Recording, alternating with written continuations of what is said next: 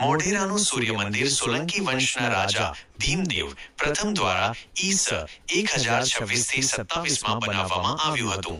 તે સમયે ગુજરાતમાં સોલંકી કાળને ગુજરાતનો સુવર્ણકાળ માનવામાં આવતો હતો. 2. કોણે તોડ્યું હતું? વિનાશ. આ મંદિરની સુંદરતા અને સંપત્તિ જોઈને વિદેશી આક્રમણખોરોએ તેના પર હુમલા કર્યા હતા. સૌથી વધુ નુકસાન અલાઉદ્દીન ખિલજી અને ત્યારબાદ મોહમ્મદ ગઝનવીના આક્રમણો દરમિયાન થયું હોવાનું મનાય છે. તેમણે મંદિરની મૂર્તિઓ ખંડિત કરી અને સોના ઝવેરાત લૂંટી લીધા હતા. 3. રામકુંડ અને રામાયણની કથા. મંદિરની બરાબર સામે આવેલો વિશાળ અને સુંદર કુંડ રામકુંડ તરીકે ઓળખાય છે. તેની પાછળ એક પૌરાણિક કથા છે. રામાયણ કનેક્શન. એવું માનવામાં આવે છે કે રાવણનો વધ કર્યા પછી શ્રી રામ પર બ્રહ્મહત્યાનું પાપ લાગ્યું હતું, કારણ કે રાવણ એક બ્રાહ્મણ હતો.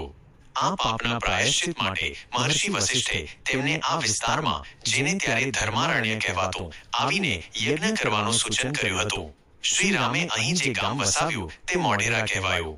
આ કુંડમાં સ્નાન કરીને તેમણે પોતાનું પાપ ધોયું હતું, તેથી તેને રામકુંડ કહેવામાં આવે છે.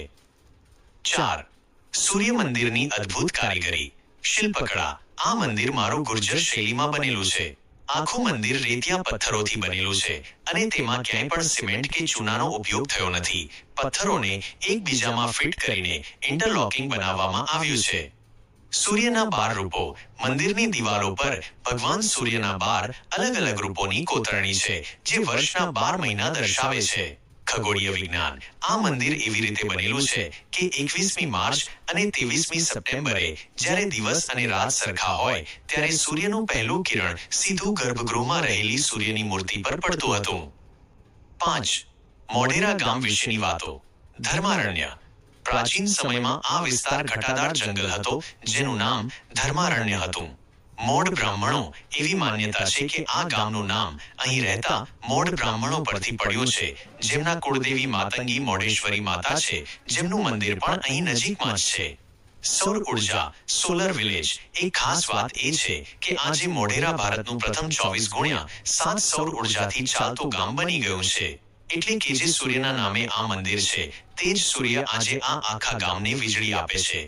સૂર્ય ભગવાનને જળ અર્પણ કરવાની સાચી રીત અને તેમના 12 શક્તિશાળી નામો વિશેની માહિતી નીચે મુજબ છે. સૂર્ય ભગવાનના 12 દિવ્ય નામો. આ નામોનો જાપ કરવાથી જીવનમાં સકારાત્મકતા અને તેજ આવે છે. 1. ઓમ મિત્રાય નમઃ. સૌના મિત્ર. 2. ઓમ રવયે નમઃ. પ્રકાશ ફેલાવનાર. 3. ઓમ સૂર્યાય નમઃ. ક્રિયાશીલતાના દેવ. 4. ઓમ ભાનુએ નમઃ. તેજસ્વી. 5. ઓમ ખગાય નમઃ. આકાશમાં વિહરનાર. 6. ઓમ પુષ્ણે નમઃ. પોષણ આપનાર. 7. ઓમ હિરણ્યગર્ભાય નમઃ. સુવર્ણ જેવા તેજવાળા. 8. ઓમ મરીચે નમઃ. કિરણોના સ્વામી. 9. ઓમ આદિત્યાય નમઃ. અદિતિના પુત્ર. 10. ઓમ સવિત્રે નમઃ. જગતના સર્જક. 11. ઓમ અર્કાય નમઃ. પૂજનીય. 12. ઓમ ભાસ્કરાય નમઃ. પ્રકાશ કરનાર. સૂર્યદેવને જળ અર્પણ કરવાની સાચી રીત. અર્ઘ્ય વિધિ. સૂર્યને જળ ચઢાવતી વખતે કેટલીક બાબતોનું ધ્યાન રાખવું ખૂબ જ શુભ માનવામાં આવે છે. સમય. સૂર્યોદયના સમય પહેલા 1 કલાકની અંદર જળ અર્પણ કરવું સૌથી વધુ ફળદાયી છે. પાત્ર. હંમેશા તાંબાના લોટાનો ઉપયોગ કરવો જોઈએ. તાંબુ સૂર્યનું ધાતુ માનવામાં આવે છે. વિધિ. બંને હાથે લોટો પકડીને માથાથી થોડો ઉપર રાખો, જેથી પડતા જળની ધારમાંથી સૂર્યના કિરણો દેખાય. જળમાં શું ઉમેરવું? જળમાં થોડું લાલ ચંદન, લાલ ફૂલ અને અક્ષત, ચોખા ઉમેરવાથી વિશેષ લાભ થાય છે. ખાસ ધ્યાન. જળ અર્પણ કરતી વખતે પાણી તમારા પગ પર ન પડે તેનું ધ્યાન રાખો. તમે કોઈ કુંડામાં અથવા તપેલીમાં જળ અર્પણ કરી શકો છો. મંત્ર. જળ અર્પણ કરતી વખતે ઓમ સૂર્યાય નમઃ અથવા ઓમ ઘૃણી સૂર્યાય નમઃ મંત્રનો જાપ કરવો. સૂર્ય ભગવાન હિન્દુ ધર્મમાં પંચદેવ પૂજાના મુખ્ય દેવતાઓમાંના એક છે. તેઓ એકમાત્ર એવા દેવ છે જેમને આપણે દરરોજ આપણી નજરે સાક્ષાત જોઈ શકીએ છીએ. તેમને જગતના આત્મા અને બ્રહ્માંડના નેત્ર માનવામાં આવે છે. મહત્વ. સૂર્ય પૃથ્વી પર ઉર્જા, પ્રકાશ અને જીવનનો મુખ્ય સ્ત્રોત છે. તેમના વગર પૃથ્વી પર જીવનની કલ્પના કરવી અશક્ય છે. સ્વરૂપ. શાસ્ત્રો મુજબ સૂર્ય ભગવાન 7 ઘોડાવાળા રથ પર બિરાજમાન છે, જે અઠવાડિયાના 7 દિવસ અથવા સૂર્યના કિરણોના 7 રંગોનું પ્રતીક છે. ફળ: રવિવારે સૂર્યદેવની પૂજા કરવાથી અને તેમને જળ અર્પણ કરવાથી મનુષ્યને સારું સ્વાસ્થ્ય, તેજસ્વી બુદ્ધિ, માન સન્માન અને આત્મવિશ્વાસ પ્રાપ્ત થાય છે. ગાયત્રી મંત્ર અને સૂર્ય નમસ્કાર એ તેમની ભક્તિ કરવાની શ્રેષ્ઠ રીતો છે.